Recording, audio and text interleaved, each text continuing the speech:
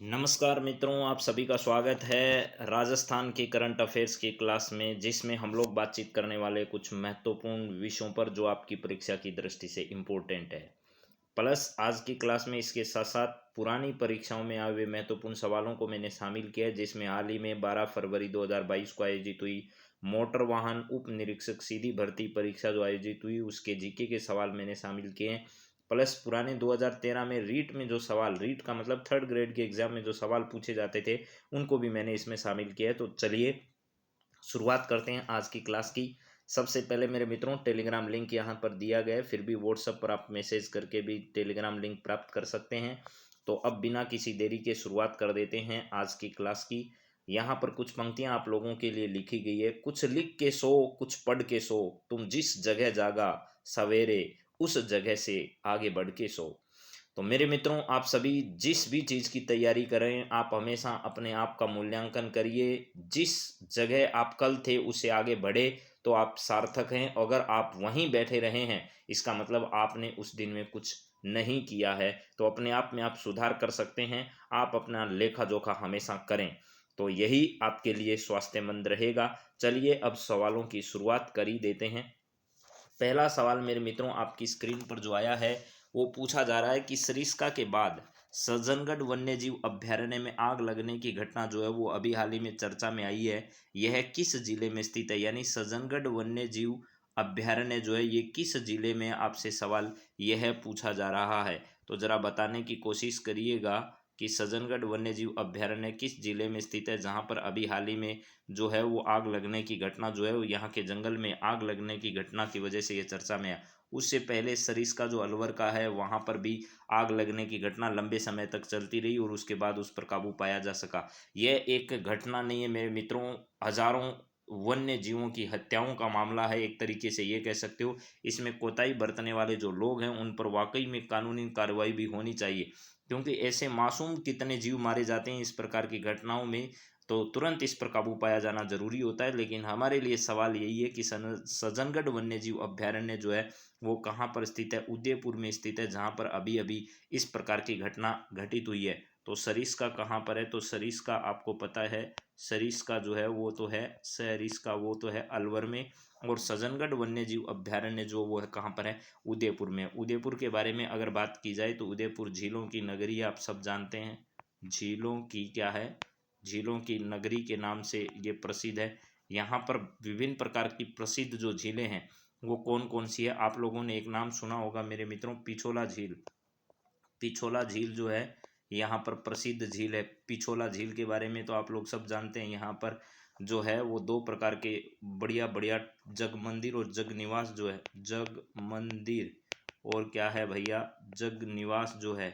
उसके बाद आप लोग एक बात बहुत अच्छे से जानते हैं मेरे मित्रों, यहाँ पर जो बोटिंग का लाइट साउंड शो और बोटिंग का जो नज़ारा है वो बहुत ही शानदार है। प्लस इसके किनारे पर अभी जो है वो यहाँ के महाराजा जो हैं लक्ष्यराज सिंह मेवाड़ जो हैं उनका निवास स्थान भी इसी पिछोला झील के किनारे पर है। आप लोग ये बात भी जानते होंगे मेरे हिसाब से। चलिए इसके बाद अगली बात करते हैं। यहाँ पर अगला सवाल क्या है? तेज इंटरनेट स्पीड उपलब्ध कराने हेतु राज्य स्तर पर एल रूट सर्वर स्थापित करने वाला देश का पहला राज्य कौन सा है? एल रूट का मतलब हाई स्पीड जो है उसके माध्यम से इंटरनेट सेवाएं उपलब्ध करवाने वाला राजस्थान इसका पहला राज्य बन चुका है पूरे देश में। यानी एल एल रूट उसको कहते हैं। एल रूट सर्वर स्थापित करने वाला देश का पहला राज्य कौन सा बना है? तो हाल ही में राजस्थान बना है। राजस्थान में नेटवर्क की कनेक्टिविटी की बहुत बड़ी समस्या, उसको लेकर के अभी हाल ही में इस प्रकार की जो बात है वो सामने आई है। जिस प्रकार इंटरनेट के माध्यम से जो सरकार की सेवाएं हैं वो भी बाधित होती है, जैसे ई मित्र जैसी सेवाएं हैं वो भी बाधित होती है। तो उन सब के लिए इस प्रकार का कदम जो है वो राजस्थान सरकार के द्वारा उठा गया है। तो राजस्थान ऐसा करने वाला पहला राज्य बन चुका है। नई दिल्ली मैराथन 2022 में पार्टिसिपेट कर अमेरिकी मैराथन के लिए क्वालिफाई करने वाले सूरज मीना का संबंध इसमें से किस जिले से संबंधित है?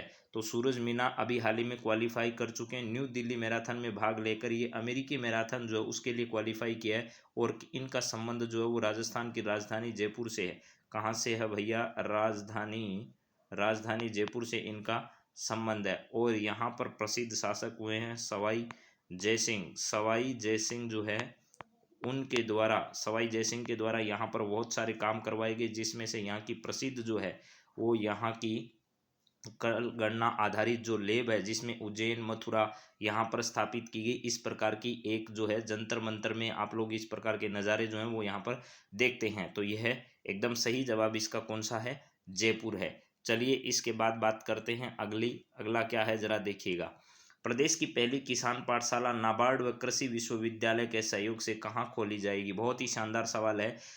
दो तरीके से यही सवाल आपसे पूछा जा सकता है कि पहली किसान पाठशाला नाबार्ड व कृषि विश्वविद्यालय के सहयोग से कहाँ खोली जाएगी, या फिर पूछी जा सकती है कि इस जगह पर किसके सहयोग से जो है वो किसान पाठशाला खोली जाएगी। तो कृषि विश्वविद्यालय के सहयोग और नाबार्ड के सहयोग से, नाबार्ड का मुंबई में मुख्यालय 12 जुलाई को इसकी स्थापना की गई थी।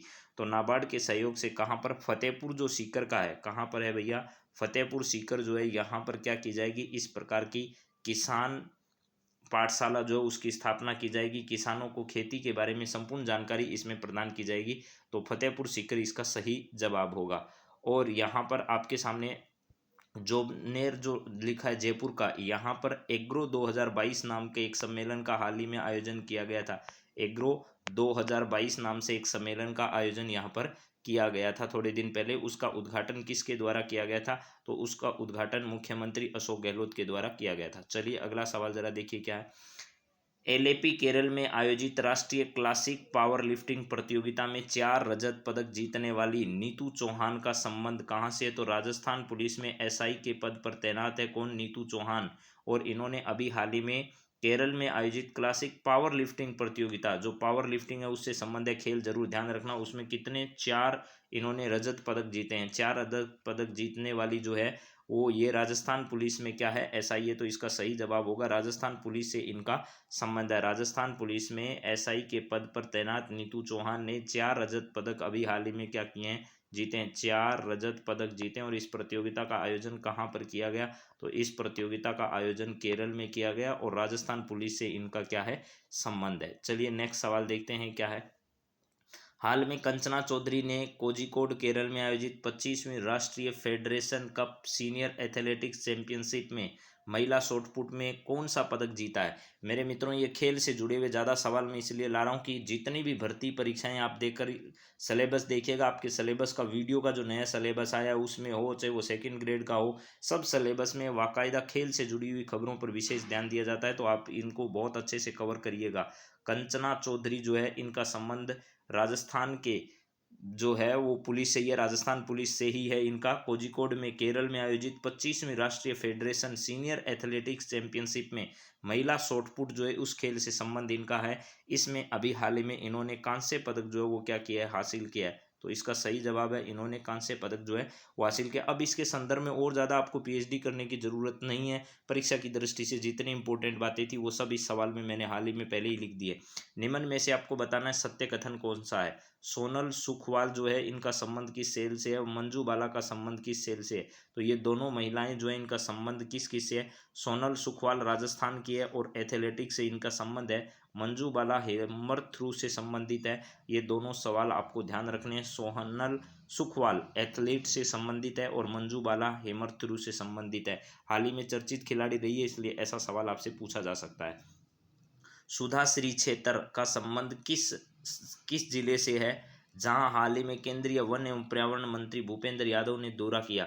सुधा श्री क्षेत्र के बारे में आपसे पूछा जा रहा है कि सुधा श्री क्षेत्र जो है ये सुधा श्री है। सुधा श्री क्षेत्र राजस्थान के किस जिले में स्थित है, जहां पर अभी हाल ही में हमारे केंद्रीय वन एवं पर्यावरण मंत्री भूपेंद्र यादव ने क्या किया था?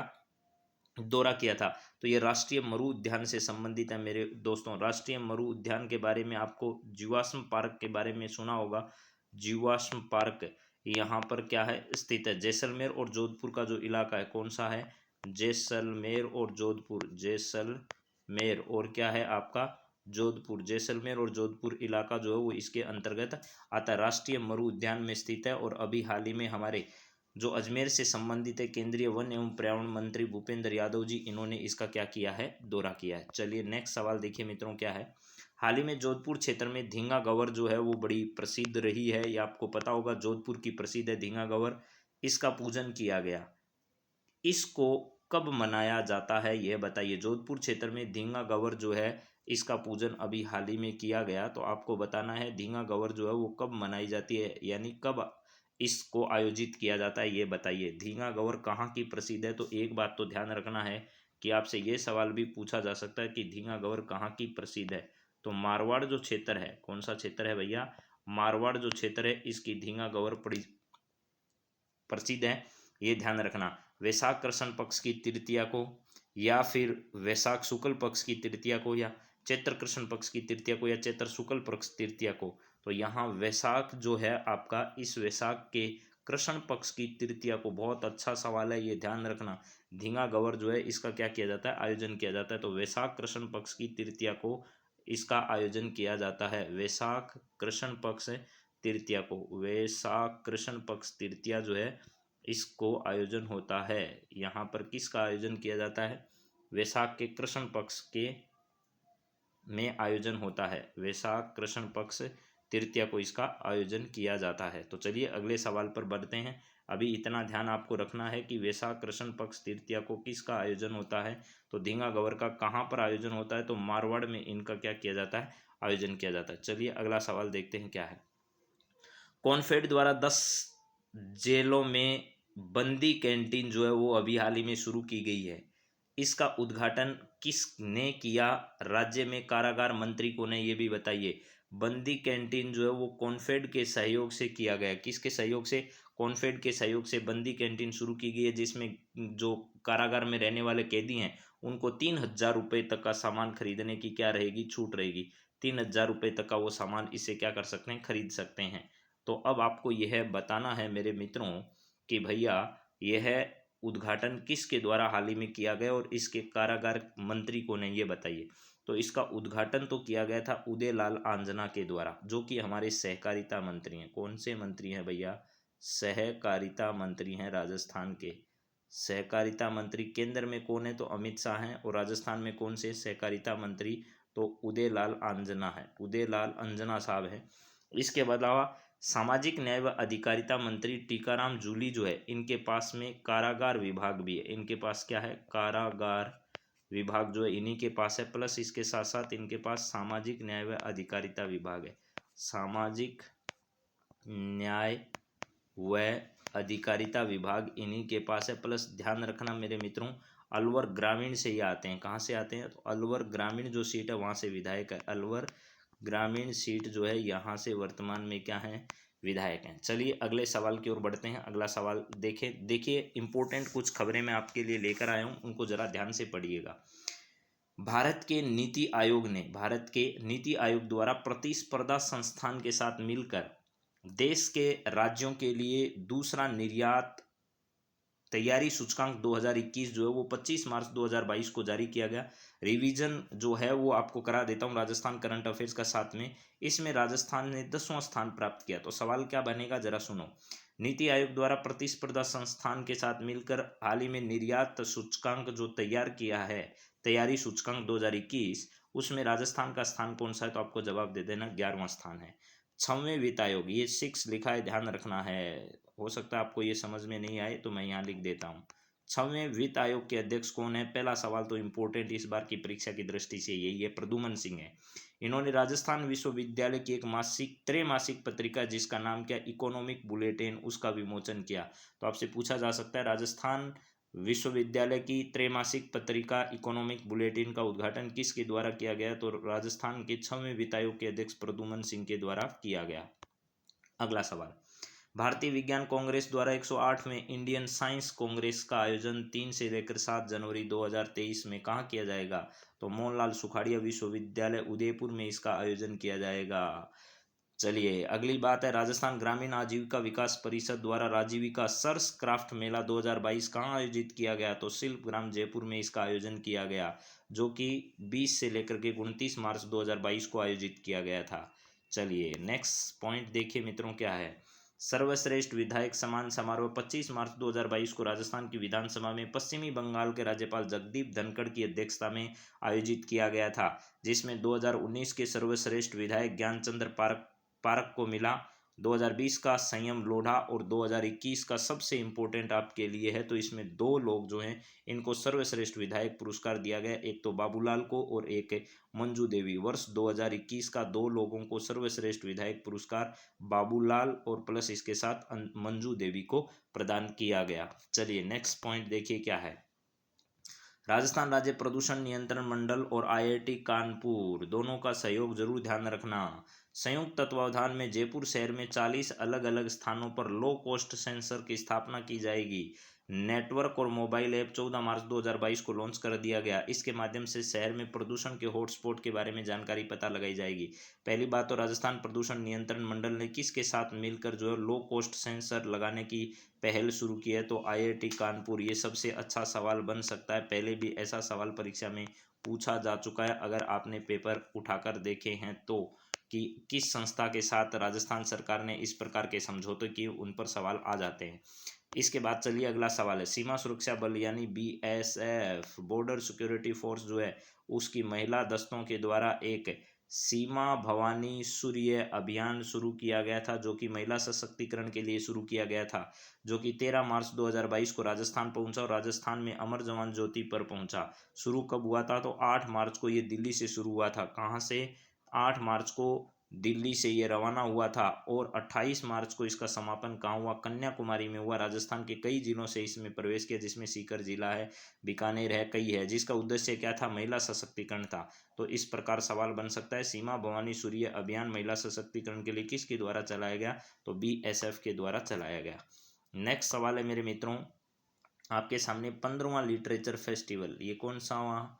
15वां लिटरेचर फेस्टिवल। सीधा यही पूछा गया पीछे, अभी एग्जाम में आपने एग्जाम दिया हो तो आपको पता होगा, सीधा पूछा गया कौन सा लिटरेचर फेस्टिवल था। तो अभी ध्यान रखना, 15 लिटरेचर फेस्टिवल 5 से लेकर 14 मार्च 2022 को जयपुर में आयोजित किया गया था। 2023 को 16वां लिटरेचर फेस्टिवल 19 से लेकर 23 जनवरी 2023 को, इस बार मार्च में आयोजित हुआ। अब इसका आयोजन, ये डेट भी बहुत इंपॉर्टेंट, आपसे पूछा जा सकता है कि कब से कब तक किया गया, तो 5 मार्च से लेकर के 14 मार्च 2022 तक आयोजन किया गया। अगला पॉइंट है मीनाक्षी चंद्रावत के बारे में। मीनाक्षी चंद्रावत कौन है? इनको राज्य सरकार द्वारा राजस्थान राज्य में समाज कल्याण बोर्ड जो है उसकी उपाध्यक्ष बनाया गया। राजस्थान समाज कल्याण बोर्ड में उपाध्यक्ष किसे बनाया गया? 3 वर्ष के लिए। एक बहुत इंपॉर्टेंट बात यहाँ मैंने लिखी है, वो है राज्य सरकार। इसका मतलब आपसे परीक्षक ने बहुत बड़ा धोखा किया है, जो कि आपके सामने आएगा, अभी कुछ सवाल आएंगे तो ध्यान रखना। इस आयोग का जो अध्यक्ष या उपाध्यक्ष है उनकी नियुक्ति जो है वो राज्यपाल नहीं करता, कौन करती है? राज्य सरकार करती है। ध्यान रखना, जैसे महिला आयोग आपसे कहा जाएगा महिला आयोग के अध्यक्ष की नियुक्ति राज्यपाल करते हैं। आया है अभी, आपने वीडियो का अगर पेपर दिया हो तो उसमें एक बारी में ऐसा सवाल आया है कि राजस्थान महिला आयोग की स्थापना इस तारीख को की गई, इसके अध्यक्ष व सदस्यों की नियुक्ति राज्यपाल करते हैं। वो कथन गलत था, राज्यपाल नहीं करते हैं। इस प्रकार के सब आयोग जो हैं वो राज्य सरकार के द्वारा अध्यक्षों की और उपाध्यक्षों की नियुक्ति की जाती है। एग्रो एक्सपो 2022 का आयोजन 28 से 30 जनवरी 2022 तक श्री कर्ण केंद्र कृषि विश्वविद्यालय जोबनेर जयपुर में आयोजित किया गया, जिसका उद्घाटन मुख्यमंत्री अशोक गहलोत ने किया था। ये भी बात बहुत अच्छी है। अब राजस्थान की कंपटीशन एग्जाम, जिसमें मुख्यतः मोटर वाहन एसआई परीक्षा जो आयोजित हुई अभी, यानी मोटर वाहन, मोटर, मैं यहाँ पेपर का नाम भी लिख रहा हूँ ताकि आपको ऐसे नहीं लगे कि मनमर्जी से मैंने पेपर बनाया, पेपर उठाकर देख लीजिएगा। मोटर वाहन उप निरीक्षक जो भर्ती परीक्षा है, उप निरीक्षक भर्ती परीक्षा, निरीक्षक परीक्षा जो है उसका पर्चा मैं आपके सामने लाने जा रहा हूँ। उसमें से कितने सवाल आपको आ रहे हैं वो पता चल जाएगा। इस भर्ती परीक्षा का आयोजन कब किया गया? तो इस भर्ती परीक्षा का आयोजन 12 फरवरी को किया गया था। 12 फरवरी 2022 को इस भर्ती परीक्षा का आयोजन किया गया था। तो इसके पेपर में कैसे सवाल आए थे जरा देखिएगा।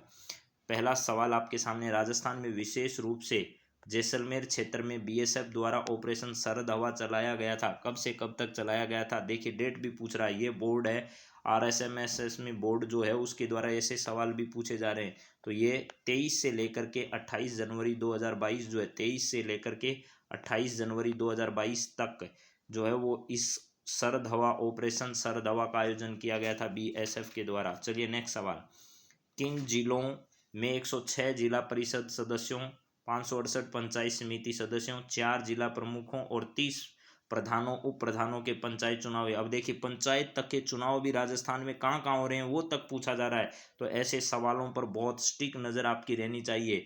तो सीधा नहीं पूछा, घुमा फिरा कर पूछा है, यानी ऊपर वाला पढ़े तब तक भूल जाए आदमी की क्या बताना है, सीधा पूछा जा रहा है। अभी हाल ही में पंचायत चुनाव जो है वो जिला परिषद के, पंचायत समिति के और प्रधान के चुनाव कहाँ पर संपन्न हुए, तो इसमें 12 करौली और गंगानगर और कोटा जो है यहाँ पर अभी हाल ही में इस प्रकार के चुनाव जो हैं वो संपन्न हुए थे। 12 करौली, गंगानगर और कोटा में इस प्रकार के चुनाव संपन्न हुए।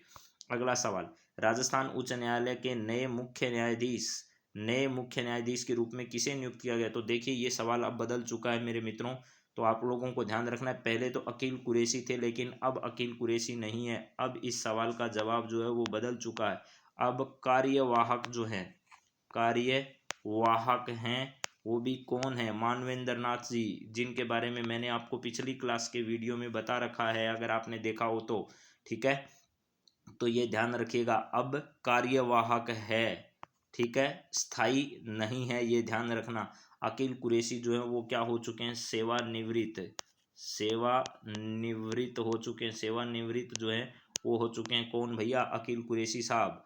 ठीक है, तो चलिए अब अगली बात करते हैं। अगला सवाल क्या है, यहाँ पर है, राज्य सरकार के 3 साल पूरे होने पर राजस्थान में मुख्यमंत्री अशोक गहलोत द्वारा कौन सी योजना शुरू की गई। तो महिलाओं के लिए मैं शक्ति उड़ान योजना और जागृति कार्य वापसी योजना, ये दोनों योजनाएं राज्य सरकार के द्वारा क्या की गई, 3 वर्ष पूर्ण होने के अवसर पर शुरू की गई थी। चलिए नेक्स्ट सवाल जरा देखिए मित्रों, बहुत अच्छे सवाल आए हैं। राजस्थान पंचायती राज अधिनियम 1994 की किस धारा में ग्राम सेवक, ये देखिए ये आरएस में भी सवाल आया और यही सवाल इसी परीक्षा में वापस भी पूछ लिया गया है।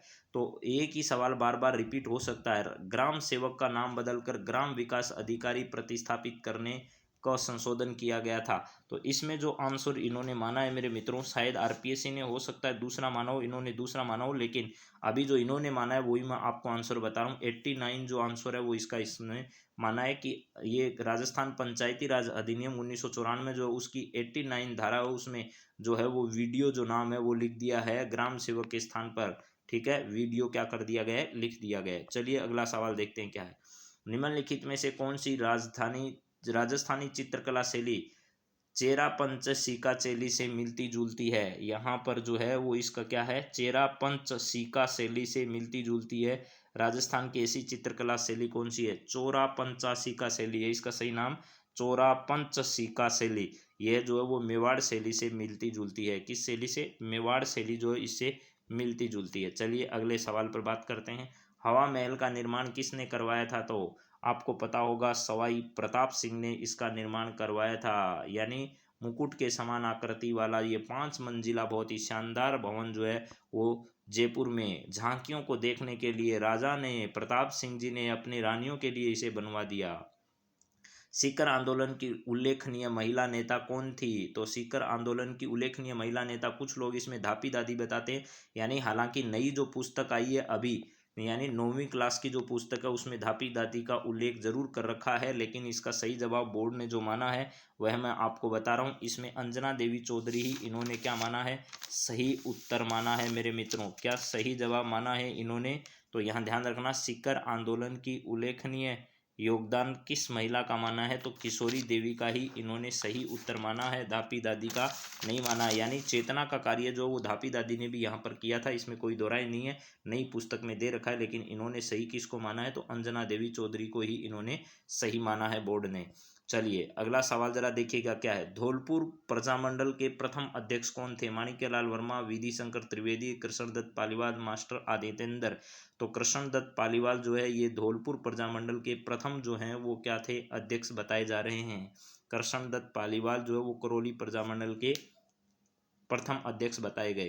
इसके बाद चलिए अगला सवाल देखिए मित्रों क्या है। यहाँ पर जयपुर में वर्धमान पाठशाला की स्थापना किसके द्वारा की गई थी। तो जयपुर में वर्धमान पाठशाला जो है वो अर्जुन लाल सेठी के द्वारा स्थापित की गई थी, जहाँ पर विभिन्न प्रकार के जो क्रांतिकारी थे उनको शिक्षाएं प्रदान की जाती थी, जिसमें बारहट बंधु जो है उनकी महत्वपूर्ण भूमिका है। 1905 में जयपुर में, यानी मेरी माँ रोती है तो रोने दो, क्योंकि मैं अपनी माँ को चुप कराने के लिए या शांत करवाने के लिए मैं हजारों माँओं को रुला नहीं सकता। तो इस प्रकार जो है वो आप लोगों ने किसके शब्द सुने हैं, तो उन बारठ मित्रों के लिए शिक्षा का काम जो है वो कहाँ पर किया गया, अर्जुन लाल सेठी के द्वारा किया गया, यहाँ पर जयपुर में वर्धमान पाठशाला में। निम्नलिखित में से किसका निर्माण रावल जेसल भाटी के द्वारा किया गया था? एक तो है भूपत भाटी, मित्रों कंफ्यूज नहीं होना वरना मार खा जाओगे। एक तो है भूपत भाटी और एक कौन है भैया? जेसल भाटी। ये जेसल भाटी जो है इसने कौन सा दुर्ग निर्माण करवाया था? तो इसने तो सोनार का किला जो जैसलमेर में स्थित है उसका निर्माण करवाया था, यानी। और भटनेर के किले का निर्माण भूपत भाटी के द्वारा करवाया गया था। भूपत भाटी जो है इसने कौन सा? आपका भटनेर का किला जो हनुमानगढ़ में स्थित है उसका निर्माण करवाया था। और सोनार का किला जो है वो जेसल भाटी के द्वारा, रावल जेसल भाटी के द्वारा इसका निर्माण करवाया गया था। चलिए अगला सवाल बात करते हैं। राजस्थान में निम्नलिखित में से किस जिले में सुवर्णगिरी कहा जाता है? किस किले को स्वर्णगिरी कहा जाता है, ये बताइए। किस जिले को नहीं, किस किले को स्वर्णगिरी कहा जाता है? तो आपने नाहरगढ़ का नाम सुना होगा या आमेर का नाम सुना होगा, किसका नाम सुना है आपने? जिस किले को क्या कहा जाता है भैया? जिस किले को सुवर्णगिरी कहा जाता है, तो सुवर्णगिरी के नाम से मशहूर जो है वो कौन सा किला है आपका? जालोर का किला है। जालोर का किला जो है वो किस नाम से जाना जाता है? सुवर्णगिरी के नाम से जाना जाता है। अगला सवाल जरा देखिएगा क्या है यहाँ पर है। रम्मत लोक नाट्य को निभाने वाले पात्र को किस रूप में जाना जाता है? तो रम्मत लोक नाट्य, पहली बात तो आप ध्यान रखना, अधिकांश बार ये सवाल आया कहाँ का प्रसिद्ध है? ये बीकानेर का प्रसिद्ध है। रम्मत लोकनाट्य कहाँ का प्रसिद्ध है? बीकानेर क्षेत्र का प्रसिद्ध है। शिव भवैया या खेलर, खेलर कहा जाता है जो रम्मत लोकनाट्य करते हैं उनको क्या कहा जाता है? खेलर कहा जाता है। चलिए नेक्स्ट पॉइंट जरा देखिए मित्रों क्या है। चरी लोक नृत्य मुख्य रूप से राजस्थान के किस जिले में आयोजित किया जाता है? तो चरी नृत्य किशनगढ़, अलवर, जयपुर, जोधपुर। चरी नृत्य जो है वो किशनगढ़ में क्या किया जाता है? आयोजन किया जाता है। किशनगढ़ में मुख्यतः यह आयोजित होता है। और किशनगढ़ किस क्षेत्र में, किस जिले में है? तो अजमेर जिले में पड़ता है आपका किशनगढ़, जहां पर चरी नृत्य प्रमुखता से किया जाता है। अगला सवाल जरा देखिए क्या है।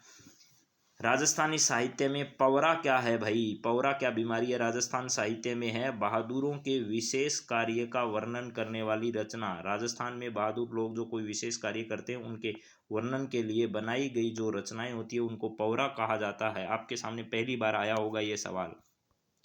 यही बोर्ड की पहचान है। राजस्थान खो दरीबा क्षेत्र, राजस्थान का खो दरीबा क्षेत्र निम्नलिखित में से किसके खनन के लिए प्रसिद्ध है?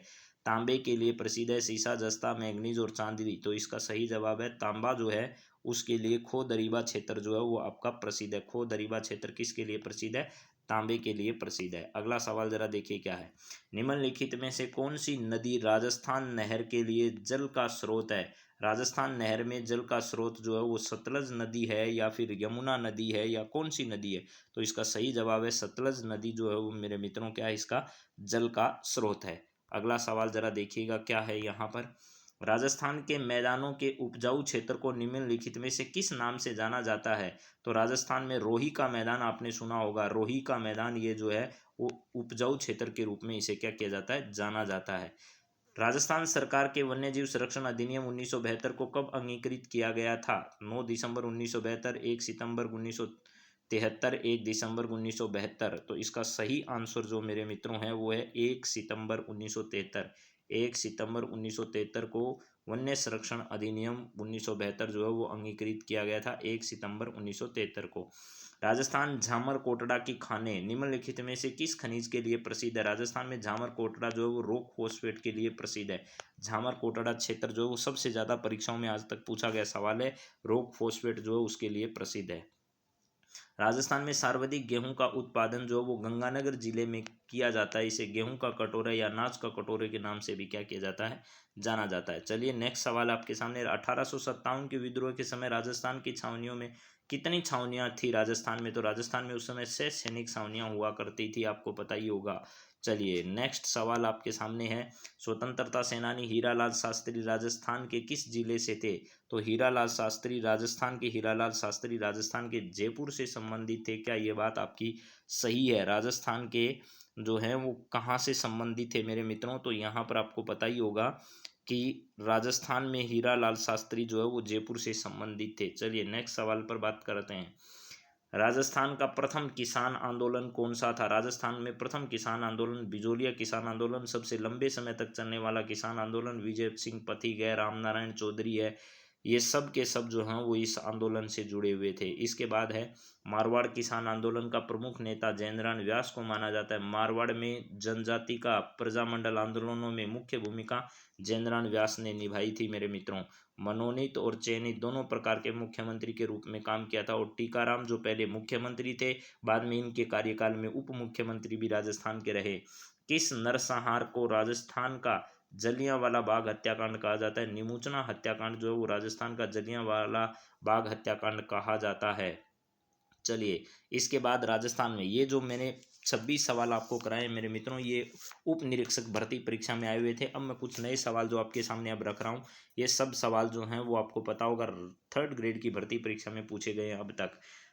संविधान के किस अनुच्छेद के तहत पंचायती राज का वर्णन किया गया? तो भारतीय संविधान का आर्टिकल 243 जो है, आर्टिकल कौन सा है? 243। इस आर्टिकल 243 में जो है वो पंचायती राज संस्थाओं का उल्लेख किया गया। 11वीं अनुसूची जो है वो आप लोगों ने सबने पढ़ी होगी। केवलादेव राष्ट्रीय उद्यान किस जिले में? तो राजस्थान के भरतपुर जिले में है। कौन से जिले में? राजस्थान के भरतपुर जिले से संबंधित है केवलादेव। भरतपुर घना पक्षी अभ्यारण्य भी इसे कहा जा सकता है। राजस्थान के प्रथम मुख्य सचिव का नाम बताइए। के राधाकृष्णन। के राधाकृष्णन जो है वो मेरे मित्रों राजस्थान के प्रथम मुख्य सचिव रहे हैं के राधाकृष्णन। और द्वितीय महिला अब कौन बनी है? तो उषा शर्मा बनी है। प्रथम महिला कुशाल सिंह रह चुकी है। 97वें संविधान संशोधन का संबंध किस से है? तो सहकारिता से है। सहकारिता, राजस्थान के सहकारिता मंत्री अभी अभी बता कर आए हूँ, उदयलाल अंजना साहब हैं। ठीक है, सहकारिता से। और केंद्र में सहकारिता मंत्रालय के मंत्री कौन है? तो अमित शाह। पहली बार केंद्र में इस प्रकार का मंत्रालय बना है। तो 97वें संविधान संशोधन, ध्यान रखना। चंबल परियोजना से जुड़े हुए राज्य कौन से हैं? चंबल परियोजना मध्य प्रदेश और राजस्थान की संयुक्त परियोजना है। मध्य प्रदेश और राजस्थान जो इससे संबंधित हैं। चलिए नेक्स्ट सवाल देखिए मित्रों, क्या है यहाँ पर आपके सामने है। ऊंटों के देवता के नाम से कौन से लोक देवता प्रसिद्ध है? तो पाबूजी जो है वो ऊंटों के देवता के रूप में जाने जाते हैं। पाबूजी महाराज की बोलिए जय भैया। अलवर नगर की स्थापना किसके द्वारा की गई थी? तो अलवर नगर की स्थापना जो है वो राव प्रताप सिंह के द्वारा की गई थी। प्रताप सिंह जो है इन्होंने अलवर की स्थापना की थी। राव प्रताप सिंह अलवर के संस्थापक में माने जाते हैं। चित्रशाला संग्रहालय किस जिले में स्थित है? तो बूंदी जो जिला है, यहाँ पर बूंदी जिला जो है, इसमें जो प्रसिद्ध महल है इसे चित्रशाला के नाम से भी जाना जाता है, बूंदी। स्वयंसेवी संस्था तरुण भारत संघ, एक तो तरुण भारत समाज और एक तरुण भारत संघ। इस तरुण भारत संघ के संस्थापक कौन थे? स्वयंसेवी संस्था तरुण भारत संघ के राजेंद्र सिंह जो है वो इस संस्था के संस्थापक थे। राजेंद्र सिंह का नाम ध्यान रखना है, राजेंद्र सिंह इसका सही आंसर होगा। इसके बाद है मकराना नागौर किस खनिज के लिए प्रसिद्ध है? तो मकराना का आपको पता होगा भैया, एक तो मकराना का जो है वो मार्बल प्रसिद्ध है। मकराना का मार्बल प्रसिद्ध है। मकराना में कौन से रंग का मार्बल प्रसिद्ध है? तो सफ़ेद मार्बल जो यहाँ का है वो बड़ा प्रसिद्ध है। अल्बर्ट हॉल कहाँ पर स्थित है? तो अल्बर्ट हॉल आपका जयपुर में स्थित है मेरे मित्रों। इसके बाद नेक्स्ट सवाल देखिएगा क्या है। नेक्स्ट सवाल आपका है लंगूरिया गीत का संबंध किस लोक देवी से है? तो केला देवी से संबंधित है या किससे संबंधित है? तो केला देवी का प्रसिद्ध मेला यहाँ पर लगता है। केला देवी के मेले में लांगुरिया नृत्य भी किया जाता है। आमेर दुर्ग किस शहर में स्थित है? तो जयपुर में स्थित है ये वाला आमेर महल। अचलगढ़, सुजानगढ़, सोनारगढ़ और गजनेर दुर्ग में से कौन सा एक अरावली पर्वतमाला में स्थित है? तो अचलगढ़ जो है वो अरावली पर्वतमाला में स्थित है, बाकी अरावली पर्वतमाला में स्थित नहीं है। अचलगढ़ का किला जो है और अरावली पर्वतमाला में स्थित है। राज्यपाल को शपथ कौन दिलाता है? तो उच्च न्यायालय का मुख्य न्यायाधीश जो होता है, उच्च न्यायालय का मुख्य न्यायाधीश दिलाता है। मुख्य न्यायाधीश जो है वो क्या करता है? शपथ दिलाता है। राष्ट्रीय रिजर्व बैंक, भारतीय रिजर्व बैंक का राष्ट्रीयकरण कब किया गया था? तो 1949 में इसका राष्ट्रीयकरण किया गया था। पहले ये इस प्रकार का बैंक नहीं था, वर्तमान में ये राष्ट्रीयकृत बैंक है। महाराणा जगत सिंह का काल किस चित्रशैली का स्वर्ण काल माना जाता है? तो मेवाड़ चित्रशैली जो है उसका स्वर्ण काल महाराजा किसका माना जाता है? जगत सिंह का काल जो है वो मेवाड़ चित्रशैली के लिए स्वर्ण काल माना जाता है। चलिए नेक्स्ट बात करते हैं अगले सवालों पर।